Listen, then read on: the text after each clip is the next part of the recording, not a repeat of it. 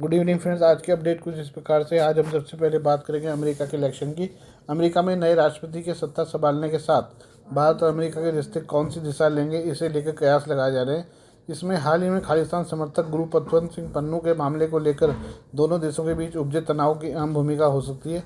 Sikh for justice संगठन का मुखिया पन्नू को भारत ने आतंकी घोषित कर रखा है। पूरे देश भर में उसके खिलाफ 16 केस दर्ज है। अमेरिका ने एक पूर्व भारतीय अधिकारी पर पन्नू की हत्या की साजिश रचने का आरोप लगाया है। अमेरिका ने साफ कहा है कि पन्नू उनका नागरिक है। ऐसे में एक अमेरिकी नागरिक को खतरे में डालने या उसकी हत्या के प्रयास जैसी कार्रवाई को कतई बर्दाश्त नहीं किया जाएगा।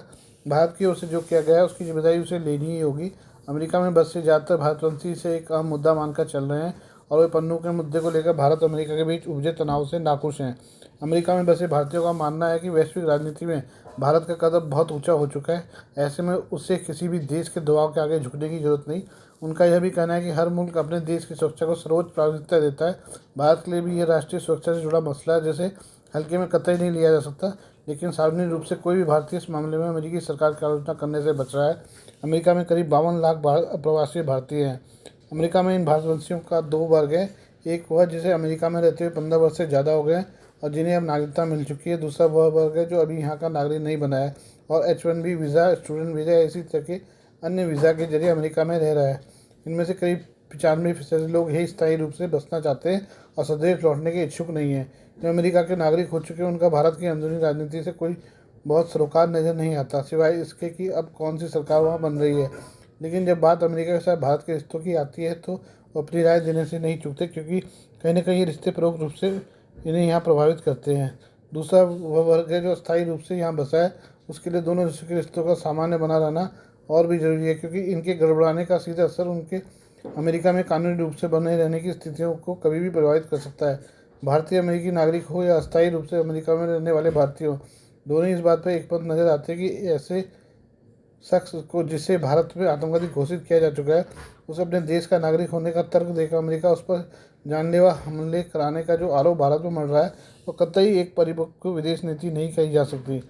भारतीयों का मानना है कि पूरी दुनिया में आतंकवाद के खिलाफ लड़ाई का खुद को सीमा बताने वाले अमेरिका जैसे देश का यह दोहरा मापदंड कतई उचित नहीं है। हालांकि यहाँ बसे सिख समुदाय के विचार जिस पर बटे हुए हैं, कुछ इसे लेकर अमेरिका की नीति को गलत मान रहे हैं, लेकिन कुछ का समर्थन पन्नू के साथ दिखाई देता है। अक्टूबर में 3 सप्ताह के लिए सिखों के एक समूह ने कैलिफोर्निया में बेक्सफील्ड से सेक्रोमेंट तक 350 मील की एक रैली निकाली थी। ये रैली रास्ते में कई गुरुद्वारों में रुकते गई। इसका आयोजन भारत में 1984 में सिख दंगों को याद करते हुए सिखों के जकारा मूवमेंट नाम की एक संस्था की ओर से आयोजित किया गया था। आयोजकों ने इस अवसर पर अमेरिकी सरकार से मांग की थी कि उन्हें भारत से मिलने वाले खतरों से सुरक्षा प्रदान की जाए। दूसरी ओर अमेरिका के पड़ोसी मुल्क कनाडा खालिस्तान समर्थक हरदीप सिंह निज्जर की हत्या में भारत का हाथ होने का आरोप पहले ही लगा चुका है, क्योंकि भारत इससे इनकार करता रहा है। उसका असर दोनों के रिश्तों पर इस कदर पड़ा है कि राजनयिक संबंध अब तक के निम्नतम स्तर पर पहुंच चुके हैं। कनाडा की विदेश सेवा में सबसे वरिष्ठ राजनयिक माने जाने वाले भारत में कनाडा के उच्चायुक्त रहे कैमरन मैके ने कनाडा के सरकारी न्यूज़ चैनल CBC को दिए साक्षात्कार में यहाँ तक कह दिया कि निज्जर की हत्या और अमेरिका में पन्नू की हत्या की कोशिश एक साजिश का हिस्सा थी। इस तनातनी के बीच रविवार को कनाडा में एक हिंदू मंदिर में भारतीय उच्चायोग के सहयोग से आयोजित सभा में खालिस्तानी समर्थकों द्वारा किए गए हमले को लेकर भी अमेरिका में बसे भारतीय अप्रवासियों ने गहरी चिंता दिखाई दे रही है। हालांकि अमेरिका के सिख समुदाय के कई लोग कनाडा की घटना की निंदा कर रहे हैं, लेकिन अंदर किसके मन में क्या है यह कोई नहीं जानता। भारत की ओर से इस पर तीखी प्रतिक्रिया आई है। प्रधानमंत्री नरेंद्र मोदी ने इसे कायरतापूर्ण कोशिश बताते हुए कहा कि ऐसी हरकतें भारत के संकल्प को कभी कमजोर नहीं कर सकती। भारत सरकार ने कनाडा से दोषियों को तुरंत गिरफ्तार किए जाने की मांग की है। आइए हम बात करें सऊदी अरब की। सऊदी अरब के कुछ हिस्सों में भारी बारिश और बर्फबारी देखी गई है। देश के अल जौफ के रेगिस्तान में भारी बर्फबारी देखने को मिली है, जो इस क्षेत्र के इतिहास में पहली बार हुआ है। इससे एक शीतकालीन वंडरलैंड भी बना हुआ है, जो आमतौर पर अपनी शुष्क जलवायु के लिए जाना जाता है। यह बर्फबारी क्षेत्र में भारी बारिश और ओलावृष्टि के बाद हुई। इसे इस पूरे क्षेत्र के मौसम के लिहाज से एक बड़ा बदलाव माना जा रहा है। सऊदी अरब के अल जौफ का रेगिस्तान आश्चर्यजनक सर्दियों के वंडरलैंड में बदल गया है। सऊदी प्रेस एजेंसी के अनुसार अल जौफ में बर्फबारी की ठंडी लहर ने शुष्क परिदृश्य में पहले कभी नहीं देखी गई झलक दिखाई। सऊदी की ये घटना मौसम के विशेषज्ञों को हैरान कर रही है। सऊदी अरब पिछले हफ्ते से मौसम के असामान्य दौर का सामना कर रहा है। अल जौफ के कुछ हिस्सों में बीते बुधवार को भारी बारिश के साथ ओले गिरे थे। इसके बाद उत्तरी सीमा रियाद और मक्का क्षेत्र में भी बारिश हुई। तबूक और अल बहाफ क्षेत्रों में भी मौसम के इस बदलाव ने प्रभावित किया है। इसके बाद सोमवार को अल जौफ के पहाड़ी इलाकों में बर्फबारी हुई। यहाँ गिरे बर्फ़ की तस्वीरों ने सोशल मीडिया पर लोगों का ध्यान खींचा है। यूएई के राष्ट्रीय मौसम विज्ञान केंद्र का कहना है कि असामान्य ओलावृष्टि की वजह से अरब सागर से ओमान तक फैला एक निम्न दबाव प्रणाली है। इससे नमी से भरी हवा इस क्षेत्र में आई, जो आमतौर पर शुष्क रहती है। इससे सऊदी अरब और संयुक्त अरब अमीरात में गरज, ओले और बारिश हो रही है। यह आने वाले दिनों में भी जारी रह सकती है। सऊदी अरब में बर्फबारी दुर्लभ है, लेकिन देश के मौसम में बदलाव कई वर्षों से बदल रहा है। कुछ साल पहले सहारा के तपते रेगिस्तान में तापमान में नाटकीय गिरावट हुई थी और ये -2 डिग्री सेल्सियस तक पहुंच गया था। इसके लिए जलवायु परिवर्तन के व्यापक प्रभावों को जिम्मेदार माना जाता है।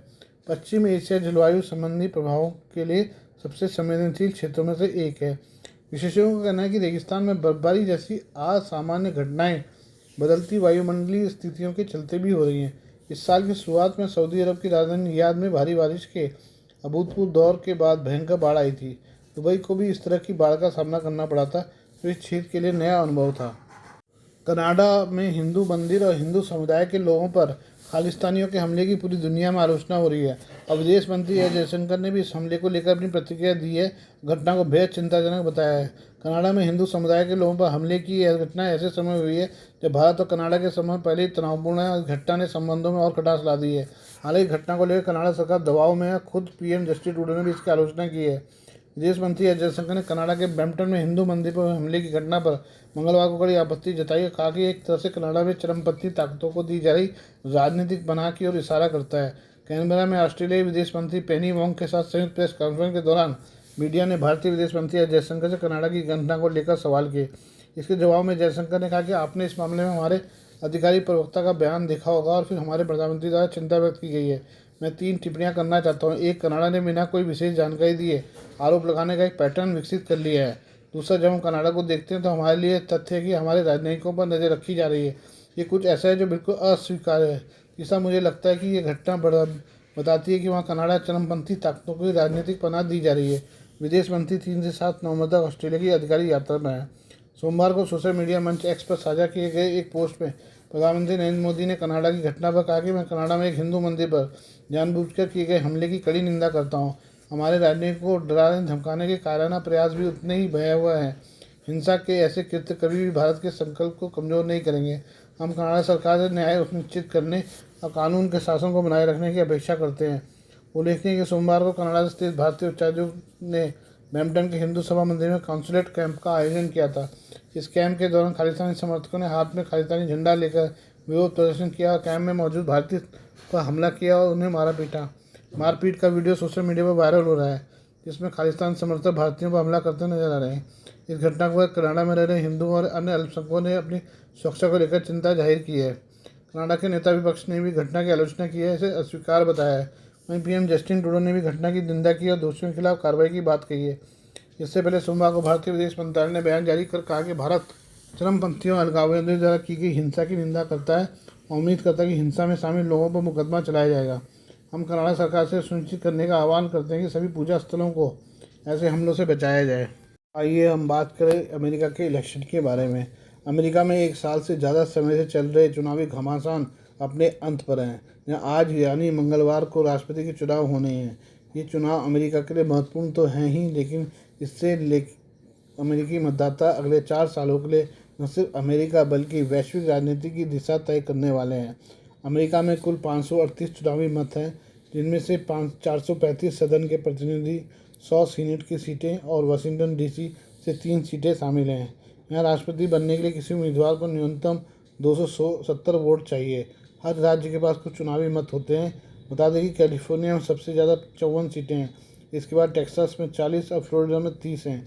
वहीं north Dakota, south Dakota, Delaware और वर्मोंट जैसे राज्यों में न्यूनतम 3 सीटें हैं। अमेरिका प्रणाली में विनर टेक्स ऑल मॉडल है। अमेरिकी प्रणाली विनर टेक्स ऑल मॉडल का पालन करती है, यानी जिस उम्मीदवार को किसी राज्य में सबसे ज़्यादा वोट मिलते हैं वो उस राज्य के सभी चुनावी मत जीत लेता है। यह प्रणाली वाशिंगटन डीसी अमेरिका के 48 राज्यों में लागू होती है। मेन और नेब्रास्का ही 2 राज्य हैं जो समानुपातिक प्रणाली का पालन करते हैं। अधिकतर अमेरिकी राज्यों का झुकाव एक पार्टी की ओर होता है। जिन राज्यों का झुकाव डेमोक्रेट्स की ओर है उन्हें नीला ब्लू राज्य कहा जाता है। जिनका झुकाव रिपब्लिकन्स की ओर है उन्हें लाल रेड राज्य कहा जाता है। स्विंग राज्य वे 7 महत्वपूर्ण राज्य होते हैं जो किसी निश्चित ट्रेंड का पालन नहीं करते बल्कि बार बार बदलते रहते हैं और आखिरकार विजेता के चुनाव में निर्णायक भूमिका निभाते हैं। 7 मुख्य स्विंग राज्य कौन कौन से उन पे हम बात करते हैं। पहला है नेवादा जिसमें 6 सीटें हैं। एरिजोना है दूसरा नंबर 11 सीटें। नॉर्थ कैरोलिना 16 सीटें। जॉर्जिया 16 सीटें। विस्कॉन्सिन 10 सीटें। मिशिगन 15 सीटें और 7वें नंबर पर पेंसिल्वेनिया 19 सीटें हैं। गौरतलब है कि अमेरिका में राष्ट्रपति का चुनाव चुनावी कॉलेज द्वारा तय होता है। चुनावी कॉलेज एक मध्यस्थ संस्था है जो राष्ट्रपति का चुनाव करती है। इस प्रणाली में सभी राज्यों के मतदान चुनावी कॉलेज के मतदाताओं को चुनते हैं जो दिसंबर में राष्ट्रपति के लिए औपचारिक वोट देते हैं। इसके साथ ही हर राज्य को प्रतिनिधियों और सीनेटरों की संख्या के आधार पर एक निश्चित संख्या में मतदाता मिलते हैं। बात अगर इसके उद्देश्य की करें तो इससे सभी राज्यों का उचित प्रतिनिधित्व सुनिश्चित होता है। अब इस बात को एक उदाहरण के साथ समझिए कि 2016 में जब डोनाल्ड ट्रंप ने हिलेरी क्लिंटन को 304 चुनावी वोटों में से 227 वोटों में हराया, जबकि क्लिंटन को लोकप्रिय वोट में 2% और 28 लाख वोटों से आगे थे। इसके साथ ही एक और उदाहरण 2000 का है जब रिपब्लिकन जॉर्ज डब्ल्यू बुश ने डेमोक्रेट अल गोरे को करीब मुकाबले में हराया, जो आखिरकार अदालत में निर्णय से तय हुआ। अमेरिका चुनाव में कई अन्य पार्टियों के होने के बावजूद चुनाव डेमोक्रेट और रिपब्लिकन पार्टियों के बीच होता है, जहाँ डेमोक्रेट्स की उम्मीदवार वर्तमान उपराष्ट्रपति कमला हैरिस हैं। अगर हैरिस जीतती हैं तो अमेरिका की पहली महिला राष्ट्रपति के साथ साथ अमेरिका की पहली भारतीय मूल की राष्ट्रपति भी बन जाएगी। दूसरी ओर रिपब्लिकन उम्मीदवार पूर्व राष्ट्रपति डोनाल्ड ट्रंप हैं, जो कि 2020 में हारने के बाद व्हाइट हाउस में वापसी का प्रयास कर रहे हैं। बता दें कि यदि ट्रंप जीतते हैं तो यह 100 वर्षों में पहला अवसर होगा जब कोई राष्ट्रपति 2 गैर संयुक्त कार्यकाल में पद ग्रहण करेगा।